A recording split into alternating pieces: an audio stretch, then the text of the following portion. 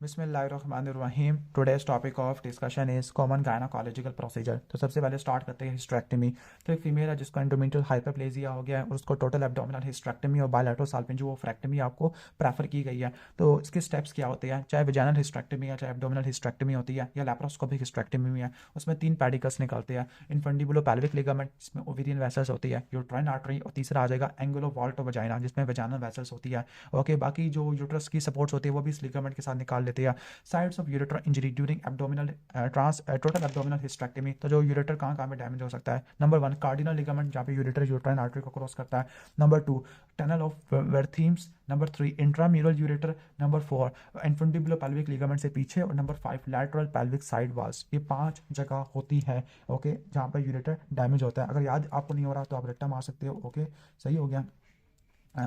क्लीट से रट्टा मार सकते हैं, क्लीट से। ओके, सी से क्या कार्डिनल लिगामेंट, एल से आपका लैटरल पेल्विक वाल आ जाएगी। ओके, एक आई से इंट्राम्यूरल यूरेटर और एक और आई से इन्फंडिबुलर पेल्विक लिगामेंट, और टी से टनल ऑफ वर्थीम है। अब वेजाइनल हिस्टेरेक्टमी होती है, यूवी प्रोलैप्स में करते होते हैं। आप इसके एडवांटेजेस और डिसएडवांटेजेस क्या होते हैं। वेजाइनल हिस्टेरेक्टमी में आपको एब्डोमिनल इंसिजन की जरूरत बिल्कुल नहीं होती। यस, रैपिड रिकवरी होती है। ओके, और स्पाइनल एनेस्थीसिया सूटेबल होता है, और ये एल्डरली पेशेंट में करते हैं। लेकिन डिसएडवांटेजेस ये है कि ओवरी नहीं निकाल सकते, सर्जिकल एक्सेस रिलेटिवली लिमिटेड है, और लार्ज फाइब्रॉइड यूट्रस के लिए इस्तेमाल नहीं कर सकते। ओके, अब इंडिकेशन ऑफ वेजाइनल हिस्टेरेक्टमी ये कब करते हैं, जब माइक्रो इन्वेसिव सर्वाइकल कैंसर है या मेंस्ट्रुअल डिसऑर्डर है लेकिन यूट्रस का साइज 12 हफ्तों से कम का है, या यूवी प्रोलैप्स में तो रट्टा मार लेना। अब sequence of radical in okay vaginal hysterectomy, रट्टा मार लेना इन्फंडिबुलोपेल्विक लिगामेंट, यूट्राइन आर्टरी और angle of vault of vagina. ये तरतीब थी टोटल एब्डोमिनल हिस्टेरेक्टमी में। जो वेजाइनल हिस्टेरेक्टमी में इसमें रिवर्स कर देंगे, angle of vault of vagina को निकालेंगे, यूट्राइन आर्टरी को निकालेंगे, फिर इन्फंडिबुलोपेल्विक लिगामेंट को निकालेंगे। What are the complications, complication को 2 में डिवाइड करना है, इमीडिएट और लेट। हर एक सर्जरी की जो कॉमन कॉम्प्लिकेशन है, haemorrhage, infection, perforation, sepsis, bladder या यूरेटर डैमेज हो सकता है, डीवीटी या थ्रोम्बोएम्बोलिज्म। डिलेड कॉम्प्लिकेशन में इंपॉर्टेंट है न्यू ब्लेडर सिम्टम, कि स्ट्रेस इनकॉन्टिनेंस हो सकता है, ओवर एक्टिव या अर्जेंट इनकॉन्टिनेंस हो सकता है, वेजिको वजाइनल या रेक्टो वजाइनल फिस्टुले हो सकती है, या मेनोपॉजल सिम्टम देखने को मिल सकते हैं। अब हिस्टेरेक्टमी के डिफरेंट मोड्स होते हैं, abdominal hysterectomy, vaginal hysterectomy, laparoscopic hysterectomy है। अब हिस्टेरेक्टमी कब प्रेफर, क्या कॉन्ट्राइंडिकेशन होती है वजाइनल हिस्टेरेक्टमी की। ओके, तो बेनिफिट्स हम ऑलरेडी पढ़ चुके हैं। एडवांटेजेस क्या है, इसमें एब्डोमिनल इंसिजन की जरूरत नहीं होती, स्पाइनल एनेस्थीसिया सूटेबल होता है, रैपिड रिकवरी होती है और एल्डरली पेशेंट के लिए करते हैं। लेकिन कॉन्ट्राइंडिकेशन क्या, अगर कोई प्रोलैप्स में आपने नहीं करना, यूट्रस का साइज अगर 12 हफ्तों से ज़्यादा के आपने नहीं करना, वो फ्रैक्टमी करना, यानी जो डिसएडवांटेजेस है वही आपने कर देने हैं। ओके, अगर वो फ्रैक्टमी करना ये नहीं कर सकते, यूट्रस का साइज बड़ा है तो आप इस केस में नहीं कर सकते होते, वो फ्रैक्टमी करना है, प्रोलैप्स नहीं है, हिस्ट्री ऑफ सी सेक्शन है। इसके बाद नेक्स्ट आता है कि पेशेंट है जिसकी आपने क्या करनी है।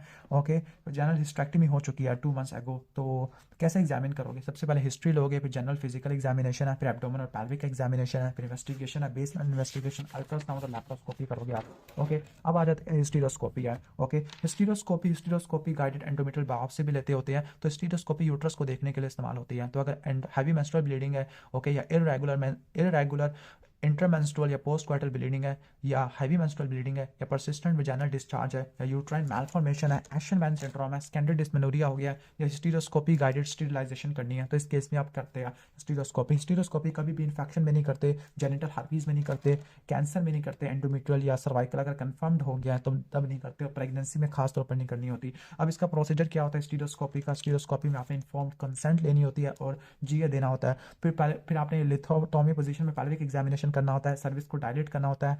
कैसे करेंगे, हैगर्स डायलेटर से। फिर आपने हिस्टीरोस्कोप इंसर्ट करना है यूट्रस के अंदर, ओके, और वहाँ से लिक्विड देना होता है, यूट्रस को एक्सपांड करना होता है। फिर आपने यूट्राइन कैविटी को देखना होता है, और आप सर्जिकल इंस्ट्रूमेंट भी डाल सकते हैं और ठीक भी कर सकते हैं। कॉम्प्लिकेशन ऑफ हिस्टीरोस्कोपी, तो यूट्रस परफोरेट हो सकता है, असेंडिंग इन्फेक्शन और सर्विकल डैमेज आपको देखने को मिल सकता होता है। ओके, और secondary amenorrhoea since last miscarriage है और डीएनसी से हुआ था तो वैशरमैन सिंड्रोम होता है, इसमें आपने एडहेसियोलाइसिस करनी है यूजिंग हिस्टीरोस्कोपी। इसके बाद हम लैप्रोस्कोपी का टॉपिक पे आ जाते हैं। ओके, लैप्रोस्कोपी वाला टॉपिक है। लैप्रोस्कोपी की क्या इंडिकेशन होती है, डायग्नोस्टिक जो लैप्रोस्कोपी होती है डायग्नोस्टिक होती है और थेरापेटिक होती है।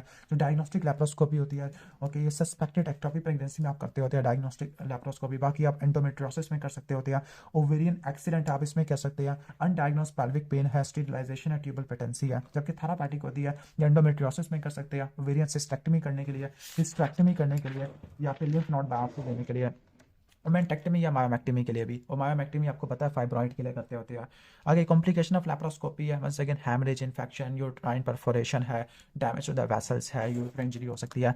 ओके, लैप्रोस्कोपी क्या है, पेरिटोनियल कैविटी की विजुअलाइजेशन को कहते होते हैं। ओके, इसके बाद नेक्स्ट है कि किसी को persistent post operative abdominal pain और एब्डोमिनल डिस्टेंशन है, तो यहाँ पे इसने एब्डोमिनल हैमरेज लिखा हुआ है। अच्छा, स्टेप्स ऑफ लैप्रोस्कोपी, सबसे पहले क्या देते हैं हम, लाइक सिबिलोन्सियन देते हैं और कैनुला पास करते होते हैं। कैनुला से कार्बन डाइऑक्साइड ओके गैस से इन्फ्लेट करते होते हैं, जैसे एब्डोमेन इन्फ्लेट होता है, लैप्रोस्कोप इंसर्ट करते हैं थ्रू द इंसिजन है, और कैमरा अटैच होता है जिससे आप विजुअलाइजेशन करते होते हैं। इसके बाद हिस्टीरोसाल्पिंजोग्राफी है, इसमें आप यूट्रस को और फैलोपियन ट्यूब को कॉन्ट्रास्ट डाल के देखते होते हैं। सबसे पहले आपने कंसेंट ले ली, जीए दे दिया, लिथोटॉमी पोजीशन में लेटाया, सर्विस को डायलेट किया हेड डायलेटर से, सेम हिस्टीरोस्कोपी वाले स्टेप से। सर्विस को आपने ग्रास्प किया डिवाइस से और कैनुला डाल दिया सर्विस के अंदर, फिर आपने स्पेकुलम को निकाला और उसके नीचे एक्सरे रख दिया, पेशेंट के नीचे एक्सरे मशीन रख दिया, और कैनुला के जरिए फ्लूइड डाला।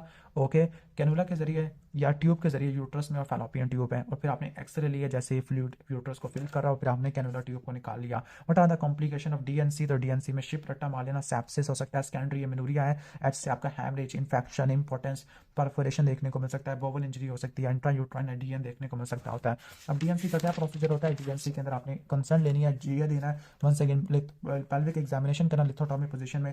ओके, सिम स्पेकुलम वजाइना में डालना होता है, सर्विस को होल्ड करना होता है, फिर आपने सर्विस को डायलेट करना है यूजिंग द हैगर्स डायलेटर करना होता है, फिर क्यूर अटैच करना है, यानी DNC dilatation and cure attach. तो क्यूर अटैच करने के लिए आप क्यूरेट इस्तेमाल करते हैं, और लास्ट में क्या करेंगे, टिश्यू के सैंपल को भेजेंगे फॉर हिस्टोपैथोलॉजिकल एग्जामिनेशन। ओके, तो मोस्ट रिपीटेड एमसीक्यू है, hysteroscopy is first line indication for post menopausal bleeding के लिए इस्तेमाल करते हैं। इसके अलावा हिस्टीरोस्कोपी फिजिकल में इस्तेमाल कर रहे थे post menopausal bleeding, irregular menstruation, intermenstrual bleeding, post quartile bleeding, heavy menstrual bleeding, discharge में, यूट्राइन मैलफॉर्मेशन में, स्टीरिलाइजेशन में, और एशरमैन सिंड्रोम में। यूट्राइन एब्नॉर्मैलिटी के लिए जो इन्वेस्टिगेशन और चॉइस होती है, स्पेसिफिकली आप कह सकते हो एंडोमेट्रियोसिस के लिए एमआरआई कर सकते हैं, prophylaxis in case of DVT तो लो मॉलिक्यूलर वेट हैपनिन होता है, बस इन्वेस्टिगेशन हिस्टीरोस्कोपी होता है, और ट्रीटमेंट भी हिस्टीरोस्कोपी बेस्ड एडहेसिवलाइसिस होता है। हिस्टीरोस्कोपी की तो इंडिकेशन आपको बता दी थी, लैप्रोस्कोपी की क्या इंडिकेशन थी। ओके, सही हो गया। तो इसका मुझे कोई मिमोनिक बना लेना चाहिए, अदरवाइज ये भूल जाएगा।